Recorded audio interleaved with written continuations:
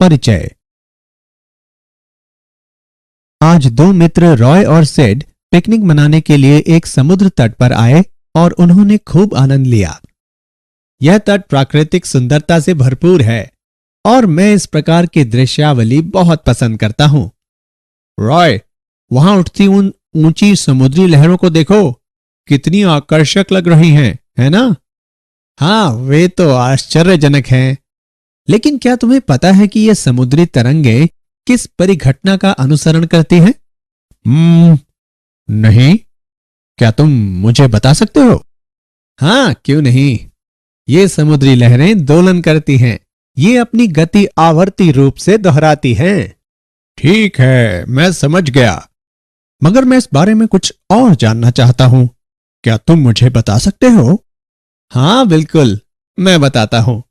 विद्यार्थियों, इस पाठ में हम दोलनों के बारे में सीखेंगे। उद्देश्य।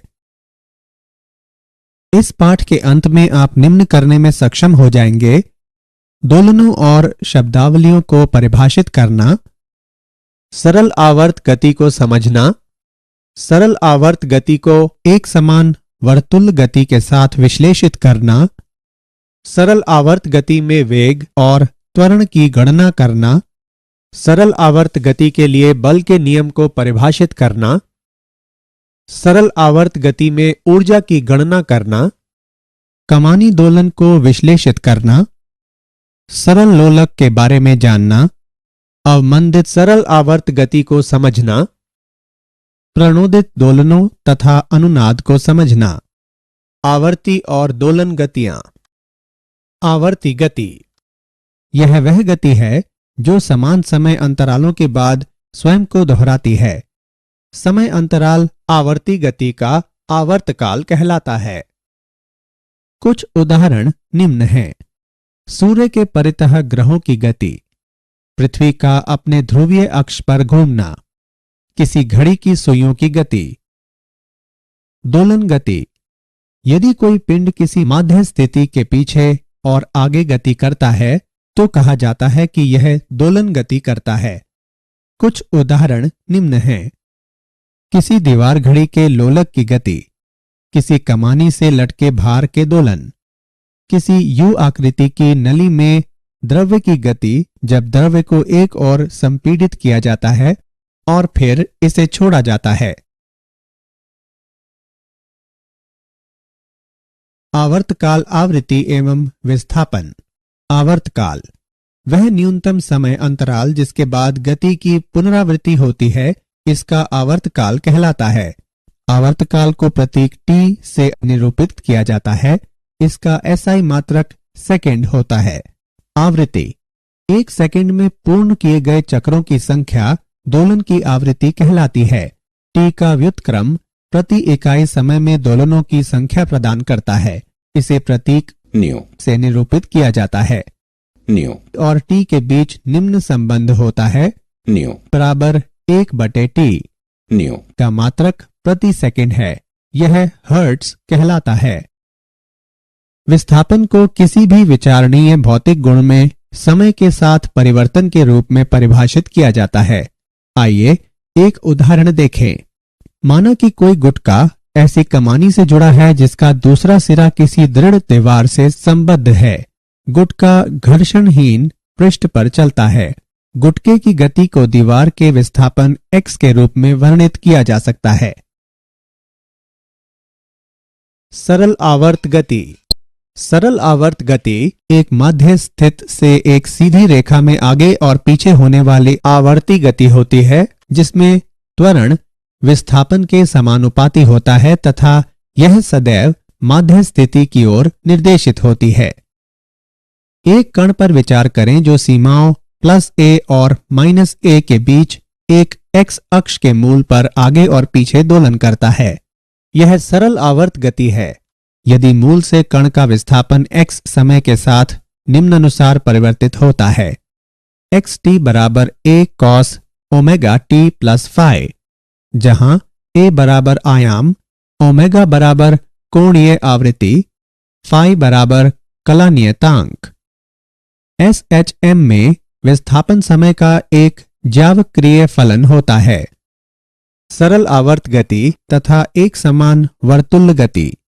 सरल आवर्त गति एक समान वर्तुल्य गति का उस वृत्त के व्यास पर प्रक्षेप होती है जिसमें यह वर्तुल्य गति हो रही है। आइए बेहतर विश्लेषण के लिए एक उदाहरण देखें। एक गेंद को किसी डोरी के सिरे से बांधकर क्षैतिज तल में उसे किसी निश्चित बिंदु से परितः अचर कोणीय चाल से गति कराएं। तब गेंद क्षैतिज तल में एक समान वर्तुल गति करेगी। अपनी आंख को गति के तल में केंद्रित करके तिरछी ओर से या सामने से गेंद का अवलोकन करें। गेंद एक क्षैतिज रेखा के अनुदिश इधर उधर गति करती प्रतीत होगी, जिसमें घूर्णन का बिंदु मध्य बिंदु होगा। इसके विकल्प रूप में आप वृत्त के तल के लंबवत गेंद की परछाई को किसी दीवार पर भी देख सकते हैं। इस प्रक्रिया में हम जो कुछ अवलोकन करते हैं वास्तव में वह हमारी दृष्टि की दिशा के अभिलंबवत व्यास पर गेंद की गति होती है। सरल आवर्त गति में वेग तथा त्वरण। एक समान आवर्त गति में एक कण की चाल v इसकी कोणीय चाल ओमेगा गुने वृत्त a की त्रिज्या है। v बराबर ओमेगा a। t समय पर वेग v की दिशा वृत्त की स्पर्श रेखा के अनुदिश उस बिंदु पर जहां उस क्षण में कण स्थित है। प्रक्षेप कण का वेग निम्नानुसार व्यक्त है। v ऑफ t बराबर minus omega a sine omega t plus phi.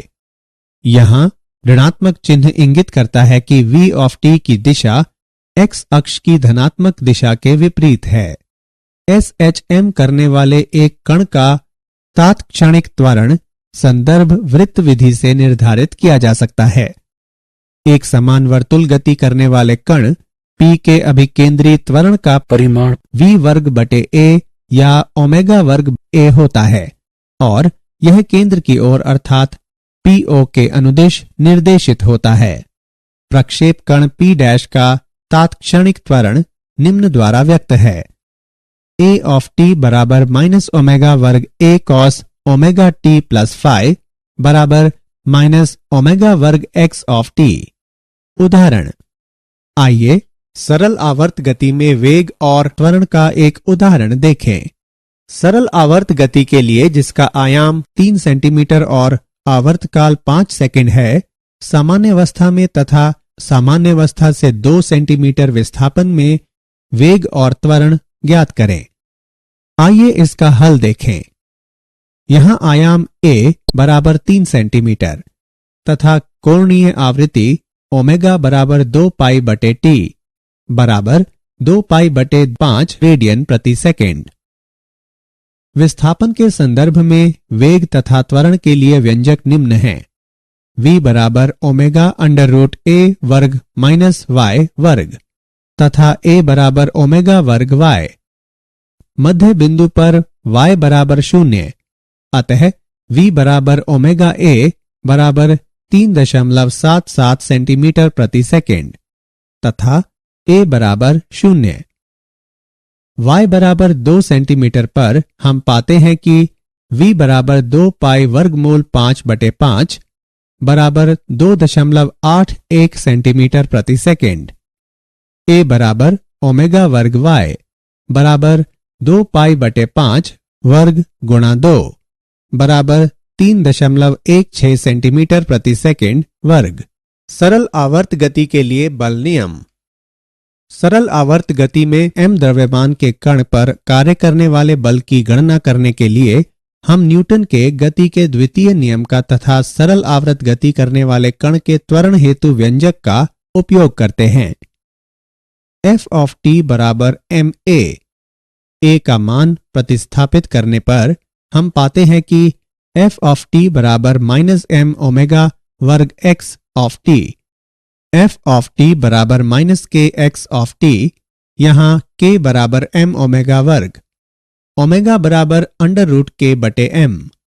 बल सदैव माध्य स्थिति की ओर निर्देशित होता है, इसलिए इसे कई बार सरल आवर्त गति में प्रत्यानयन बल भी कहा जाता है। बल x ऑफ t के रैखिक समानुपाती होता है। ऐसे बल के साथ दोलनकर्ता कण रैखिक सरल आवर्ती दोलक कहलाता है। सरल आवर्त गति में ऊर्जा। गतिज ऊर्जा। सरल आवर्त गति करते किसी कण का वेग समय का आवर्ती फलन होता है। विस्थापन की चरम स्थितियों पर यह शून्य होता है। गतिज ऊर्जा निम्न द्वारा व्यक्त है। K बराबर 1/2 mv वर्ग बराबर 1/2 m ओमेगा वर्ग a वर्ग साइन वर्ग ओमेगा t प्लस फाई बराबर 1/2 Ka वर्ग साइन वर्ग गुणा ओमेगा t प्लस फाई। यह समय का आवर्ती फलन भी है जो विस्थापन अधिकतम होने पर शून्य तथा कण के माध्य स्थिति में होने पर अधिकतम होता है। स्थितिज ऊर्जा। कमानी बल F बराबर -kx एक संरक्षी बल है जिससे स्थितिज ऊर्जा संयुक्त होती है। U बराबर 1/2 kx वर्ग। अतः सरल आवर्त गति करते किसी कण की स्थितिज ऊर्जा U ऑफ x बराबर 1/2 kx वर्ग बराबर 1/2 Ka वर्ग कॉस वर्ग ओमेगा t प्लस फाई। अतः सरल आवर्त गति करते किसी कण की स्थितिज ऊर्जा भी T/2 आवर्तकाल के साथ आवर्ती होती है जो माध्य स्थिति में शून्य और चरम विस्थापन पर अधिकतम होती है। कुल ऊर्जा। निकाय की कुल ऊर्जा E बराबर U प्लस K बराबर 1/2 Ka वर्ग साइन वर्ग omega t plus phi plus 1/2 Ka वर्ग कॉस वर्ग ओमेगा t प्लस फाई बराबर 1/2 Ka वर्ग। अतः सरल आवर्ती दोलक की कुल यांत्रिक ऊर्जा समय से स्वतंत्र होती है। कमानी के दोलन। M संहिति का एक गुटका जो रैखिक सरल आवर्ती दोलक है एक कमानी से जुड़ा है। गुटका घर्षण रहित पृष्ठ पर गति करता है। गुटके को खींचकर या धक्का देकर छोड़ दिया जाने पर यह सरल आवर्त गति करता है। हुक के नियम के अनुसार निकाय को विरूपित किए जाने पर उस पर प्रत्यानयन बल लगता है। इस बल का परिणाम विरूपण अथवा विस्थापन के अनुक्रमानुपाती होता है और यह विपरीत दिशा में कार्य करता है। किसी समय t पर यदि गुटके का किसी माध्य स्थिति से विस्थापन x है तो गुटके का कार्य करने वाला प्रत्यानयन बल Fx बराबर -kx। यहाँ k कमानी स्थिरांक है। किसी कठोर कमानी के लिए k का मान अधिक तथा किसी मुलायम कमानी के लिए k का मान कम होता है। निकाय के लिए कोणीय आवृत्ति निम्न द्वारा व्यक्त है। ओमेगा बराबर √k/m तथा दोलक का आवर्तकाल निम्न द्वारा दिया गया है। T बराबर 2 वर्गमूल m/k। सरल लोलक। m द्रव्यमान के एक छोटे गोलक को L लंबाई की एक न खिंचने वाली डोरी से बांधकर एक सरल लोलक बनाया जा सकता है। डोरी का दूसरा सिरा छत में एक टेप से जोड़ दिया जाता है। गोलक पृष्ठ के तल में इधर उधर धुराग्र बिंदु से गुजरने वाली ऊर्ध्वाधर रेखा के बाएं और दाएं दोलन करता है। यह आवर्ती गति माध्य स्थिति से छोटे विस्थापनों के लिए सरल आवर्त गति है। थीटा डोरी द्वारा ऊर्ध्वाधर से बनाया गया कोण है। जब गोलक माध्य अवस्था में होता है तो थीटा बराबर 0 होता है। गोलक पर केवल 2 बल कार्य करते हैं जो निम्न हैं। डोरी में तनाव T, गुरुत्व के कारण ऊर्ध्व बल mg को डोरी के अनुदिश mg cos थीटा तथा इसके अभिलंबवत mg sin थीटा घटकों में वियोजित किया जा सकता है। स्पर्श रेखीय घटक लोलक के धुराग्र बिंदु के परितः एक प्रत्यानन बल आघूर्ण उत्पन्न करता है। यह बल आघूर्ण सदैव गोलक के विस्थापन के विपरीत कार्य करता है ताकि वह गोलक को उसकी केंद्रीय अवस्थिति की ओर वापस ला सके। थीटा बराबर -L mg sin थीटा। निकाय के लिए कोणीय आवृत्ति निम्न प्रकार व्यक्त है। ओमेगा बराबर √mgl/I तथा आवर्तकाल निम्न प्रकार व्यक्त है। T बराबर √I/mgl। चूंकि सरल लोलक की डोरी द्रव्यमानहीन है इसलिए घूर्णी जड़त्व ml वर्ग होगा। अब सरल लोलक का आवर्तकाल निम्न होगा, t बराबर वर्गमूल L बटे G। अवमंदित सरल आवर्त गति। कई बार वायु में गति करते किसी सरल लोलक की गति धीरे धीरे मंद होती जाती है। ऐसा इसलिए होता है क्योंकि वायु का घर्षण बल तथा टेक पर घर्षण बल लोलक की गति का विरोध करते हैं तथा इसकी ऊर्जा का धीरे धीरे क्षय करते हैं।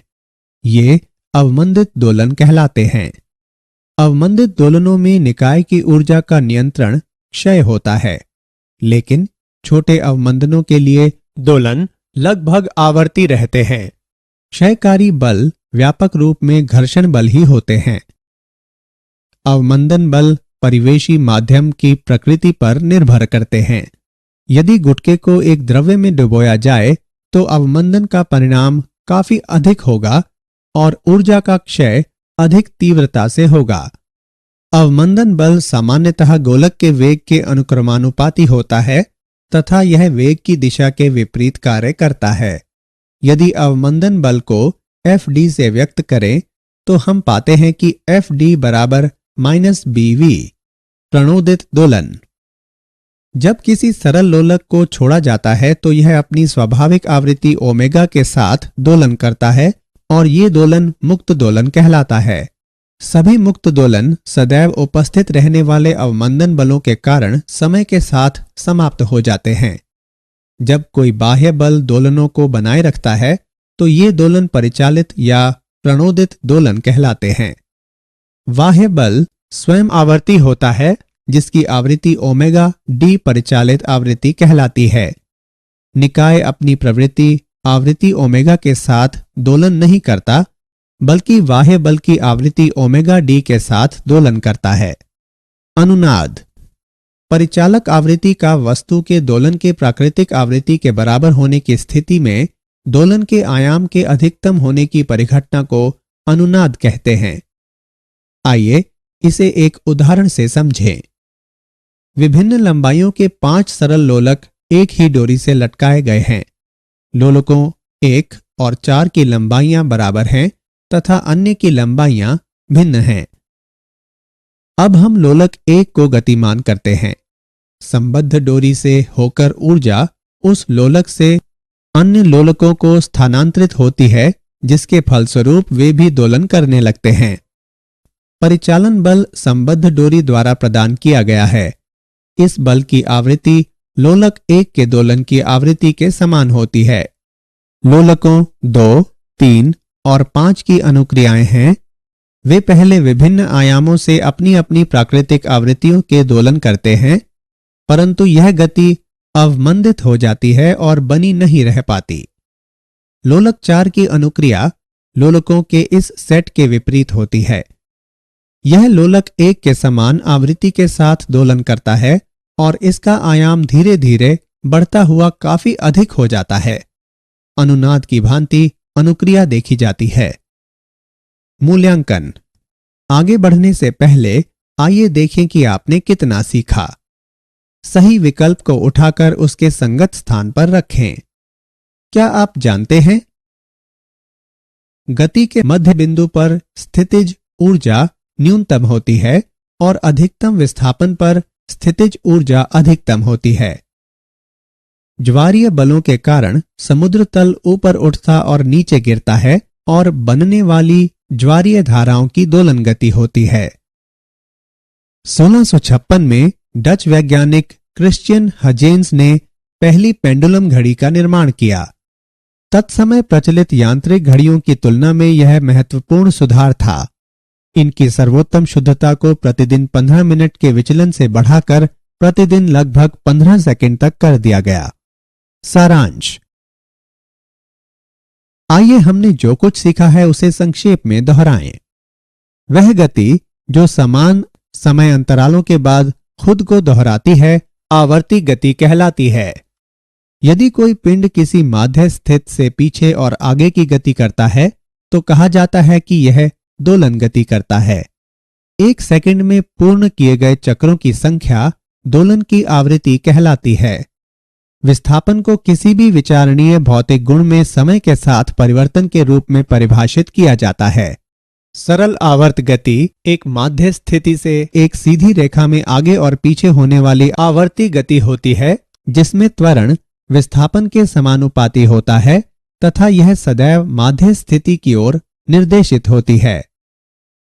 सरल आवर्ती दोलक की कुल यांत्रिक ऊर्जा समय से स्वतंत्र होती है। जब किसी सरल लोलक को छोड़ा जाता है तो यह अपनी स्वाभाविक आवृत्ति ओमेगा के साथ दोलन करता है और ये दोलन मुक्त दोलन कहलाता है।